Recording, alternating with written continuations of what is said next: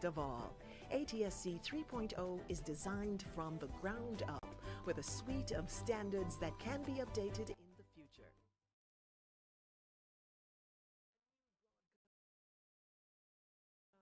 Platform that is flexible, adaptable, and focused on the future today.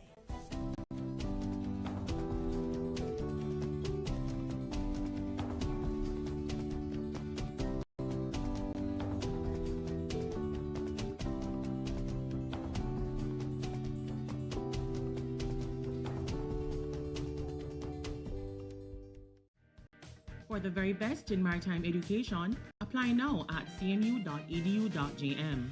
The time is 12 o'clock.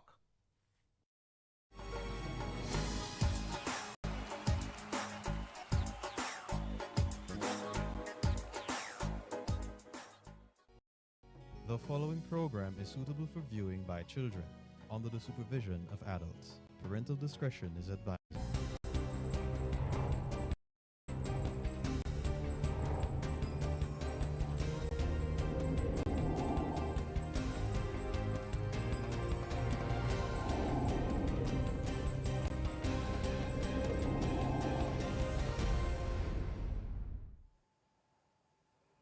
Good afternoon and welcome to the Midday News. Here's what we have in the bulletin.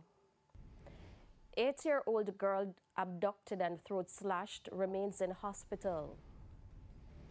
Leader of St. James-based church says his flock is being terrorized by security forces. And later in sports, Johan Blake among 4 Jamaicans highlighted for Paris Diamond League meet. Thank you for joining us. I'm Shamela Pullen. Here are the details. We are the victims. That claim from the leadership of the Baith Yahweh group in St. James. This is in response to the recent police operation where dozens, including children, were taken into custody. The group's leader is insisting they have been targeted repeatedly by the police for years. Days after a major operation at the Baith Kahal Yahweh compound in Paradise St. James, the leader has come out crying victimization. In a post to social media site TikTok, the leader claims that for 3.5 years, his flock has been terrorized by members of the security force. In the video, he says that on numerous occasions, the security force came onto the premises to search for illegal guns and other documents to which they found none. He says his group is being treated as if they have no rights. You have broken into my home instead of asking to enter time and time again. My children have been traumatized by you, yet you say you are here to help. He's adamant that the government is not able to provide the required help that the children from his church would need. Look at what you have done to them before our very eyes, and yet you want us to trust you with them? The group leader further reasoned that the education of the children at the church is not in jeopardy. He also dismissed claims that the school is not recognized by the education ministry. So how then would we receive correspondence from the ministry acknowledging us as a school? How is it that we have proof of GSAT passes recorded in your system? Shane Masters, TVJ News. In the meantime, councillors in the St. James Municipal Corporation are calling for an inspection of the compound to see if it is habitable for children. The matter was raised on Thursday at the latest sitting of the corporation.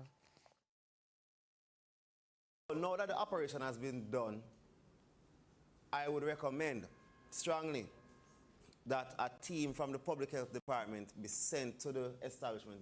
Murray, that's a very powerful question you ask. To see what type of living conditions the children were being forced to reside under. And if it's not suitable and up to standard, what can be done to the establishment? Which situation that has arisen, our officers will definitely be looking at that situation. And in terms of the medicals, as you have been asking, the team is led by Sissoko and those groups. They definitely will engage the health department in assessing those residents. Over 20 children were taken from the premises Wednesday morning following allegations of child abuse and child marriages. The multi-agency operation was again sparked questions on why the facility, with what community members described as cult-like practices, is still in operation. The increased rainfall across the country has caused destruction for several farmers in Bull Savannah, St. Elizabeth. The farmers say they're already looking at millions of dollars in losses. The details in this report. Farmers in Bull Savannah, St. Elizabeth mainly cultivate cash crops such as tomatoes, thyme and scallion. But many will not get to reap their current crop following intense rainfall over the past few days. As you see the scallion field behind me, it was damaged, but this was just about what we was about saved out of about 5 or 6 farms surrounding the area. Everything behind us going up into the football field was just totally gone. Millions of dollars gone up just like that. This force of the water will come down, you couldn't really manage. And you know, it's come and sweep the whole garden, as you can see. And a melon garden in the next 2 weeks, we will be reaping, you understand?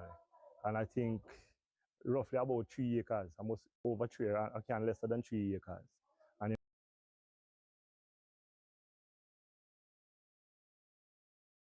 you know, roughly I look at the estimate in about $5 million. In total? In total, yeah. The true extent of their losses won't be known until the coming days, when the flood water recedes and they are able to access other areas. The water is just about waist high or even more. It's a little bit receding now, but the rains are still coming, so we cannot venture out. It is very frustrating times for the farmers who say after battling low prices for so many weeks, they now have to contend with major flood damage. It's why the farmers want the authorities to meet with them to discuss flood mitigation measures and relief assistance. I don't know who the engineers are when they're doing these roads, but we need to take into concern the drainage system when it comes on to the engineering of these roads. We need to just come and put our brains together and find a solution on how we can help all of the farmers, or if not all, most of them who are in dire need. If we can get any assistance, we'll be grateful for it, you get me? Yeah? But you know, it costs a lot, and as a young man, so they have family, have 3 kids, and I'm the breadwinner for them, you get me? So, you know, any help I get, I will be grateful for it. Sandy Williams, TVJ News. The police are making progress in determining a motive and possible suspects in the abduction and attempted murder of an 8-year-old girl yesterday afternoon. The girl remains in stable condition at hospital. Meanwhile, there was a somber mood at the school the little girl attends. More in this report. According to reports, the ordeal began Thursday afternoon when the 8-year-old was abducted from the Britain Primary School in Portmore, St. Catherine. Her throat was slashed and she was thrown from the vehicle along Roosevelt Avenue in the St. Andrew Central Police Division. Investigators say the child was seen walking along the busy thoroughfare. She bumped into a vehicle and the driver made inquiries. The motorist realized that the girl had a wound to her neck and rushed her to the Bustamante Hospital for Children, where she underwent surgery. It's understood that the surgery was a success and the girl is now in stable condition. Portmore's Mayor Leon Thomas visited the school this morning.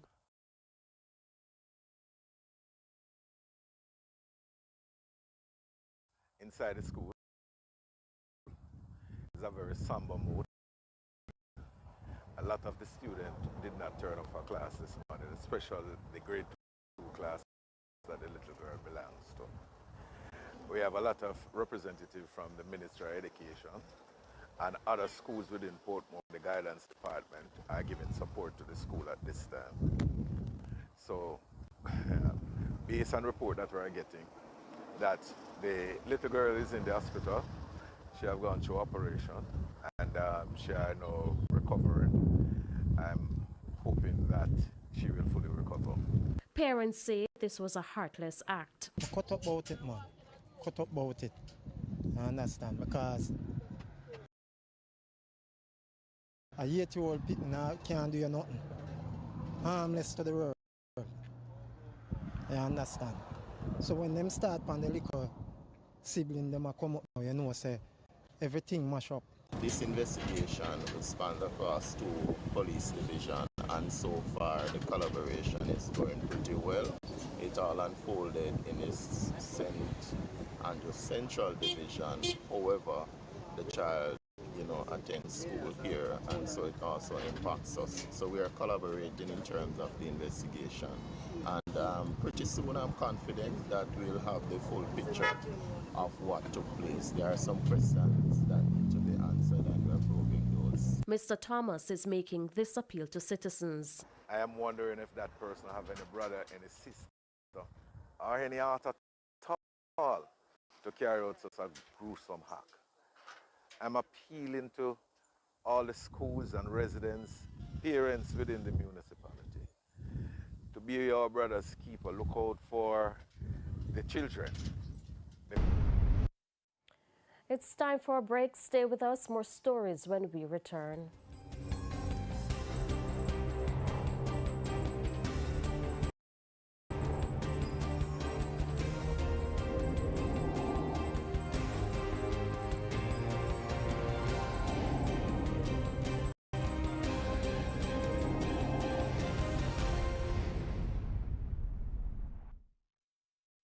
Is it possible for communities across Jamaica to move forward? At Project Star, we believe it is. Project Star is working with communities so we can better ourselves and better. Play your part in helping us become rock solid and ready. For more info on the National Natural Disaster Risk Financing Policy, visit mof.gov.jm. The time by Grace. Taste that moves you is 12.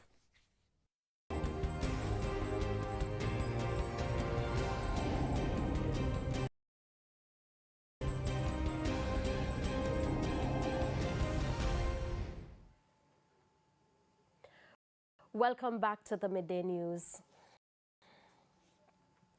Members of the St. Thomas Municipal Corporation have been paying tribute to former mayor and councillor of the C4th Division, Joan Spencer. Ms. Spencer died at home on Tuesday. She was 67 years old. Sandy Williams reports. A fog of grief engulfed the latest St. Thomas Municipal Corporation meeting as the councillors came to the reality that one of their colleagues will no longer be among them. This empty chair in the room is where Joan Spencer, the councillor for the C4th Division, would have sat during Thursday's meetings. She died 2 days prior after ailing for some time. It's been a long while, for the longest time I can't remember crying. She was my friend.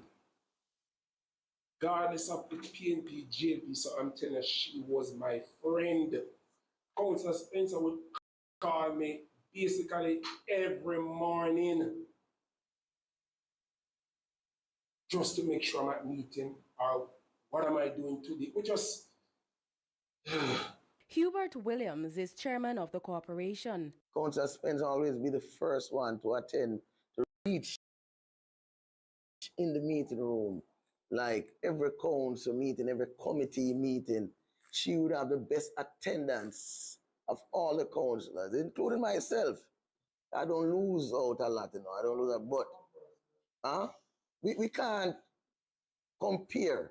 There's no comparison when it comes to our attendance record and punctuality, whether it's committee meeting or council meeting. Ms. Spencer had been councillor since 1998. She served as mayor of Morant Bay between 2003 and 2007. But someone just served their division, that is political arena, for 25 years. She was doing a great job. Can't take that away from her. Her service to the people of the C4 division is commendable, outstanding, and we have lost a real political icon whose shoes will be very hard to be filled. Ms. Spencer is the second councillor at the St. Thomas Municipal Corporation to have died within a year.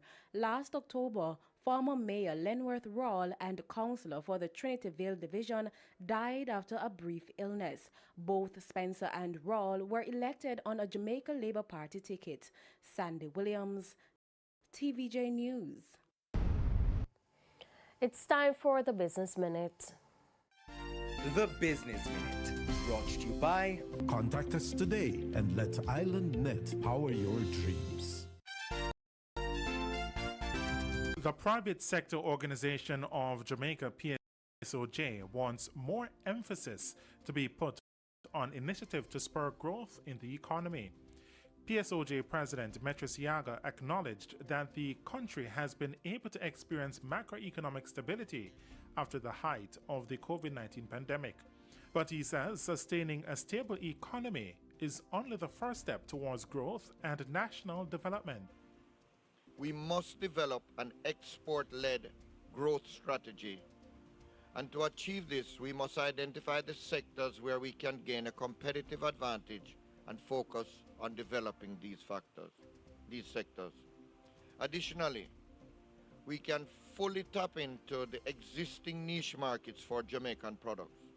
This requires the effective development of our special economic zones to facilitate companies setting up their operations with a targeted focus on exports.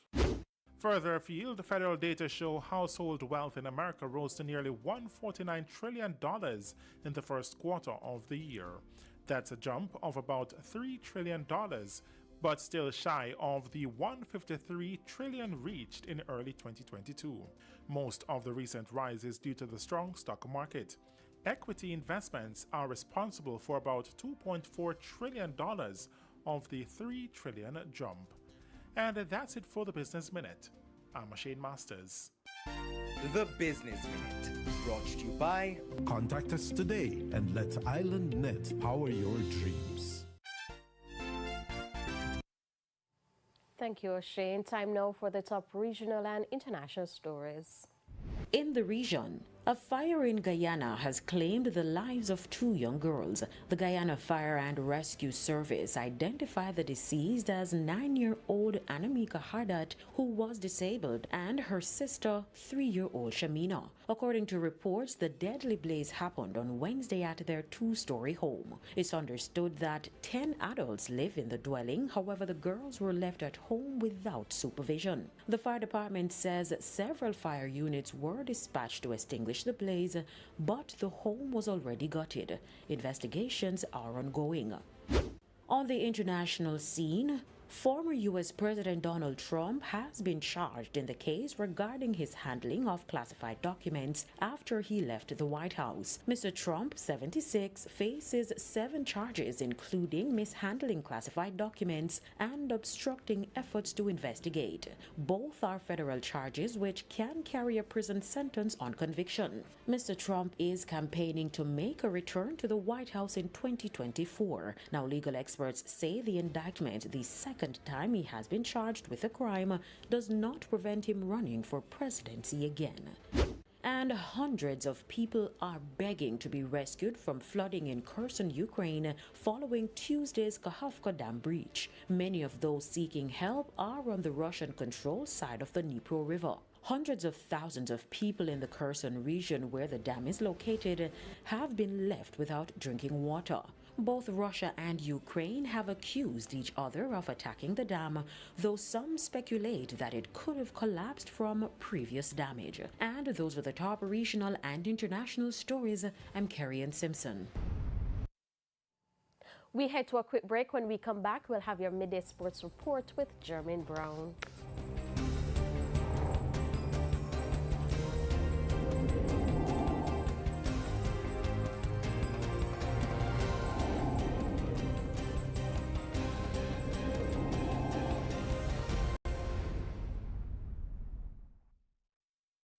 It's the taste like the beat of a drum that makes you move. From the Caribbean to the world, wrapped in the food. The taste that moves you. Sharing the moment, share it with everyone. The taste that moves you. Come make we share the joy and share the love. When the food's sweet, we dance. When the vibe nice, we love. The taste that moves you. Nothing moves your vibe, your mood, or your appetite like the taste of grace.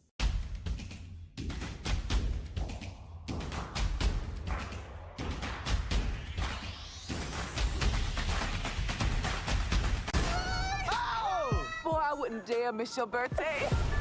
Assemblyman Hernandez, can I count on your endorsement? You want to win? Get your family in line. You told us you were going to take down this video. I want to re-examine what it could mean for me. Well, have you considered what it might mean for the rest of us? You coming here sent me into a spiral. This isn't just about Lisa, all right? I'm 17 now. I'm not 7. I want to know the whole story. I might tell him about his father. Wait, have you thought long and hard about how this might affect Will? Bel Air, Fridays at 9:30 p.m. on TVJ.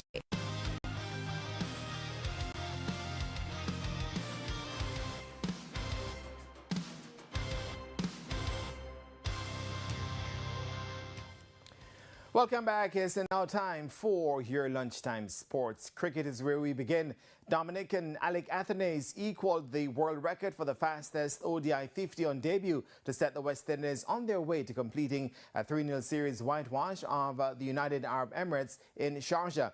Athanaze blitzed his way to 65 from 45 balls as the Windies at sports time were 138 for 3. This after 25 overs. They need a further 55 runs to win. Now, Athanaze slammed 9 fours and 3 sixes in his knock, which was brought up his 50 of just 26 balls, the same as Indian Krunal Pandya, who did so in 2021 against England. Roston Chase 1 and Casey Carty 13 were the not-out batters. Johnson Charles made 3. Earlier, led by career-best figures of 4 for 24 from Kevin Sinclair, the UAE were bundled out for just 184 in 36.1 overs.